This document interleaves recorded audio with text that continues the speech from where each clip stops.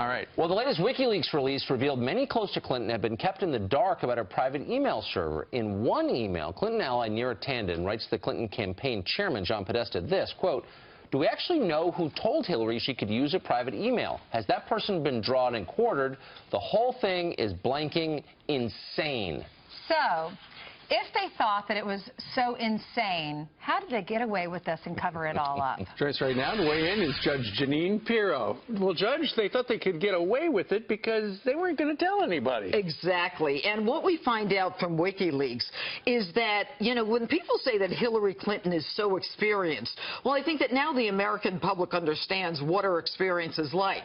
She engages in a world of dark secrecy where even her top aides don't know what she's doing. She keeps everyone in the dark, and as a result of that, the people that she's working with say it's insane, it's crazy, they need to be drawn and quartered, whoever told her she could do this, and putting our top secrets at risk in the email. But it gets better, because then we see that the woman is so robotic and so orchestrated that they say, gee, maybe we can, you know, put some humor into this, and maybe, you know, today she wasn't such, make some jokes. Today she wasn't such a bee, blank, blank, blank.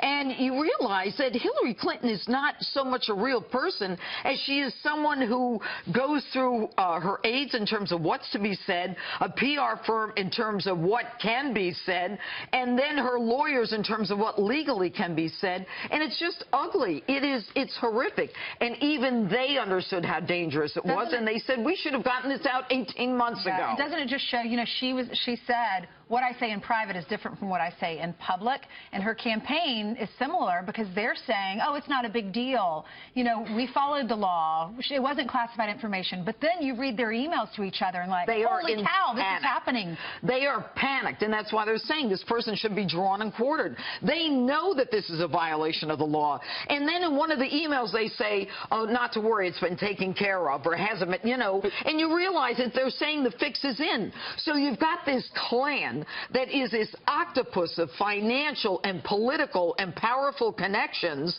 where the FBI ultimately says not to worry, it was bad, but don't worry about it.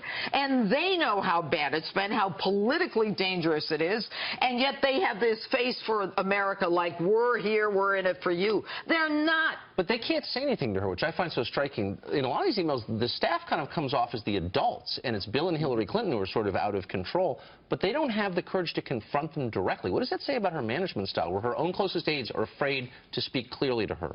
They're afraid of her, clearly. They're afraid of her. I mean, the fact that they refer to her as a, you know, the B word, and, you know, saying, can we add some humor to this?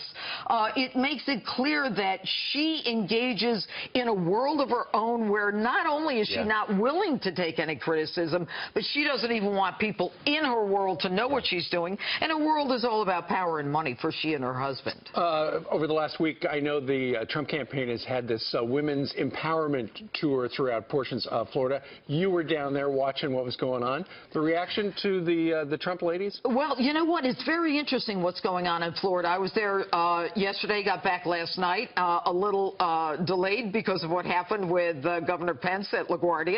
But a lot of women supporting Trump in Florida. There is a group of women. It's Lara Lee Trump, and I've got a lot of this on my show this weekend, along with Diamond and Silk, the two women who are so hysterical, Omarosa, and several other women who are going through Florida, connecting with women. And I spoke to a lot of them who were like, you know what? We love Donald Trump because of what he's going to do for us, what he's going to do for our pocketbooks, for our families, for our security, for our safety, and the numbers are turning. And you could just feel it. It was palpable. I'm telling you, everything is changing. And people now know who Hillary is, and people now understand what Donald Trump can do for us. And you can feel it. I was there. And we can see the road trip on your show. You can see the road trip on Saturday and Sunday on Justice. Very well. Thank you, Judge. Great to see you. There you go.